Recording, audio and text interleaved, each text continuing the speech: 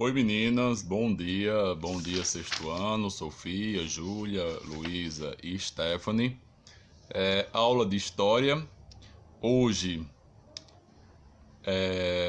a gente vai começar o capítulo 16 do livro didático de vocês, a cultura medieval.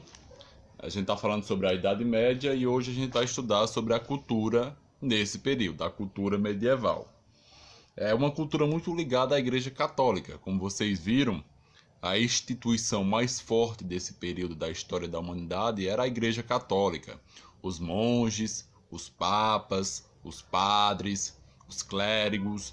Então, as pessoas ligadas à Igreja Católica dominavam todo o espaço social, cultural, econômico da Idade Média.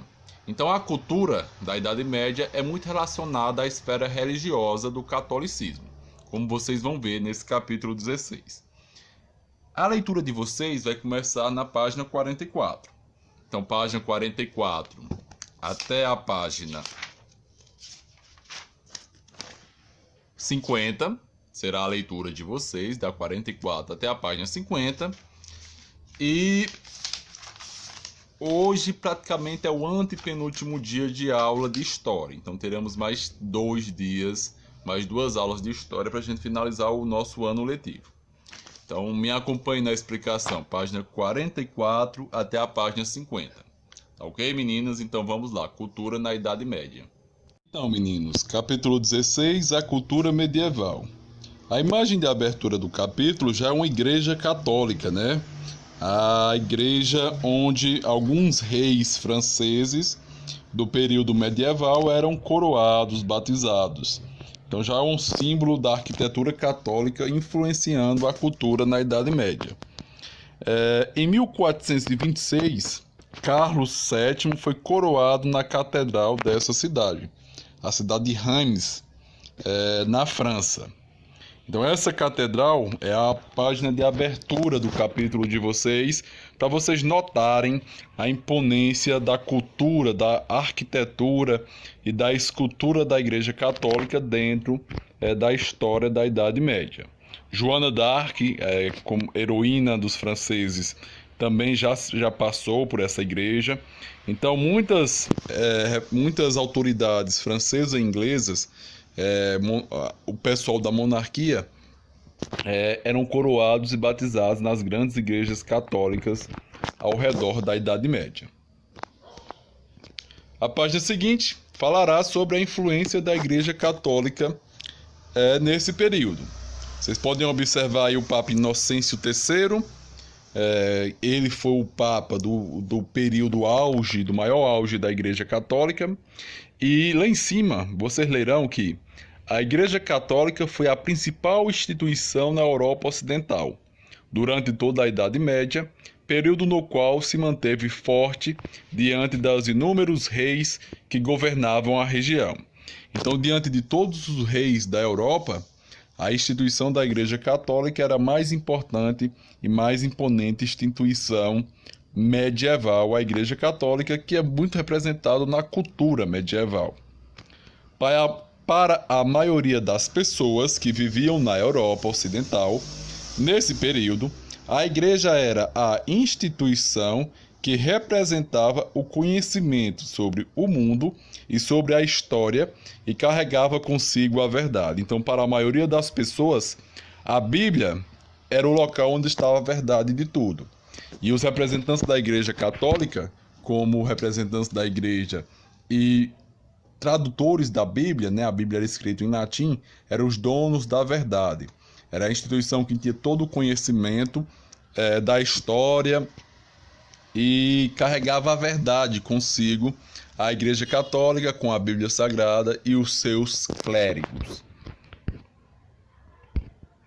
Aqui embaixo vai ter uma atividade para vocês fazerem uma história em quadrinho, pode ser no caderno de vocês, mas eu vou mudar um pouco. Eu não quero que vocês façam história em quadrinho. Façam apenas um desenho que represente a Idade Média do que vocês estudaram.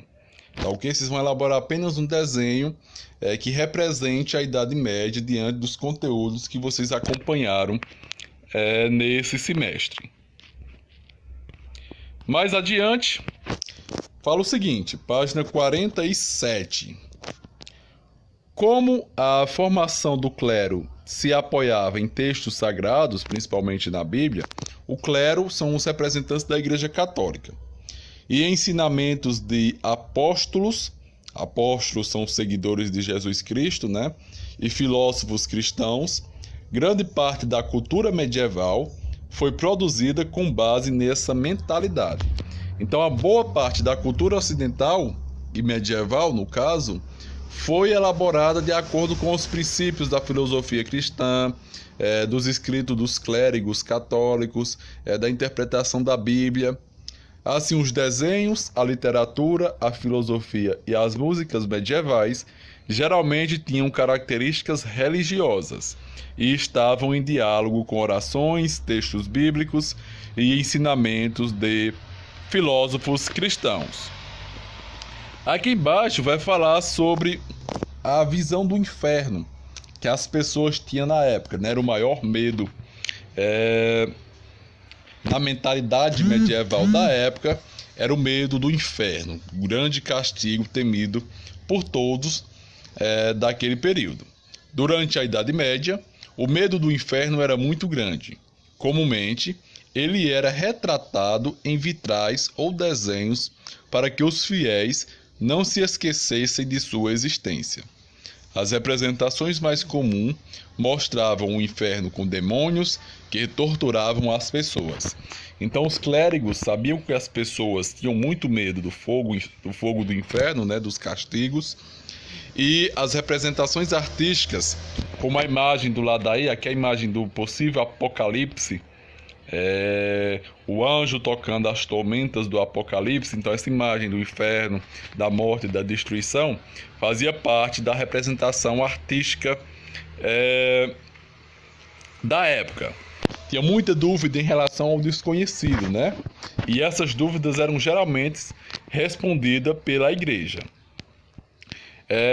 Ordenações divinas, leis, então tudo isso fazia parte dos escritos da Igreja Católica. Aqui embaixo, ó, a presença da igreja na vida dos indivíduos não se resumia às missas, às confissões e a cobranças de impostos. A igreja auxiliava as pessoas a aceitar o mundo no qual viviam e fornecia orientações para que todos se sentissem acolhidos por Deus.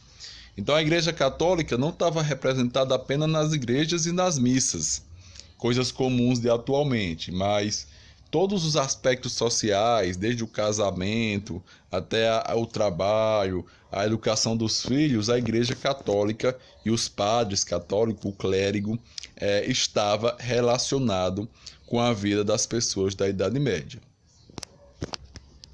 Adiante, terá a primeira atividade que vocês farão, né? É a interpretação do texto, que vai falar sobre heresia e sobre os hereges, herege é praticamente a pessoa que faz coisas contrariando os ensinamentos da Igreja Católica. É uma interpretação religiosa, digamos assim, não aceitada pela Igreja Católica. Aí é uma pessoa herege, quem faz coisas que a Igreja Católica não aceita. Negar a virtude dos sacramentos, permitir lançar contra os heréticos uma outra acusação. Aí vocês vão ler o texto completo e vão responder. Ó, a primeira questão, eu infelizmente, ou felizmente para vocês, eu não apaguei a resposta, tá bem marcadinho, então não tem como mudar. Mas a segunda, a terceira e a quarta, vocês farão a partir da interpretação do texto. Tá ok, meninas? Aí, prosseguir, vai falar sobre os mosteiros e as bibliotecas. As primeiras bibliotecas surgiram na Antiguidade, mas na Idade Média, os padres católicos, os bispos, os clérigos, como grande dono dos conhecimentos da época, né? A maioria das pessoas era iletradas na época, apenas quem era da igreja era que sabia ler e interpretar os manuscritos bíblicos. Então as bibliotecas eram os grandes centros do conhecimento da época. Vou ler o primeiro parágrafo. A Igreja foi responsável por grande parte da preservação da cultura greco-romana. Os antigos manuscritos gregos e latinos eram copiados por monges e guardados em seus mosteiros, abadias e bibliotecas. Então, os monges, em seus mosteiros, era que guardavam todos os conhecimentos da época. Eles interpretavam as escrituras gregas, os livros filosóficos da Grécia, e guardavam em suas bibliotecas, em suas abadias e em seus mosteiros. Muito desse material era usado nas escolas fundadas pela Igreja, que tinha como objetivo formar clérigos e atender à necessidade dos cultos. No segundo parágrafo vai falar sobre a divisão do clérigo, O clero regular, que era formado por religiosos que viviam sob a disciplina de uma regra religiosa.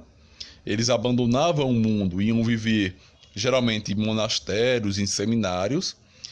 E o clero secular, que era aquele que participava da administração da igreja e das paróquias. É praticamente os padres que a gente conhece atualmente. Os mosteiros normalmente ficavam em locais isolados. Então aqui é a imagem de um mosteiro, num local isolado, e é uma bela de uma imagem, uma bela de uma fotografia essa imagem desse mosteiro, em cima da montanha. Os mosteiros normalmente ficavam em locais isolados, no alto de montanhas ou em lugares retirados das partes povoadas das vilas, para que os monges pudessem se dedicar a uma vida de silêncio voltada à contemplação e às orações.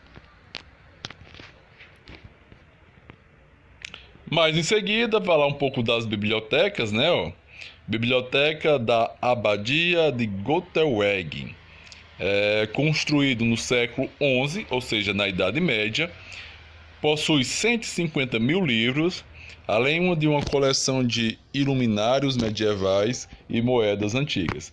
Então, é uma biblioteca que preservou muito dos escritos da Idade Média e muito da cultura medieval, essa biblioteca aí do lado, que fica na Áustria. Os documentos produzidos como fruto do trabalho dos monges foram catalogados em grandes bibliotecas de acervo restrito. Essas coleções, bem ordenadas de livros, se constituíram em recursos para pesquisa científica e reflexão filosófica, que possibilitaram o avanço dos mais diversas áreas do conhecimento. Aqui embaixo vai ter uma pequena atividade sobre troca de ideias que vocês farão no caderno, As bibliotecas ainda são importantes, vocês vão falar sim ou não e explicar por quê. É possível dizer que a internet se tornou um tipo moderno de biblioteca. Então, a biblioteca daquela época servia para agrupar todo o conhecimento da humanidade. Coisa muito comum com a internet de hoje, Então, vocês vão responder essa no caderno. Em muitas regiões do continente, os monges eram a única classe letrada. Então aqui vai falar sobre a importância dos monges, Eles eram os mais letrados, os que tinham maior conhecimento, sabiam ler e escrever, e eram os intelectuais da época, os monges. Sabiam astronomia, matemática, lógica, e muitos da nobreza, da classe rica, eram analfabetos. Ao contrário de todos os monges que sabiam ler e escrever, muitos nobres, príncipes, princesas, eram praticamente analfabetos e contratavam os monges para a administração do reino. E aqui, uma segunda atividade, O texto a seguir produziu algumas das regras que eram seguidas pelos monges da origem de São Bento. Leiam e depois façam o que se pede. Então aqui vai ter 3 regras, Capítulo 33, 48 e 55.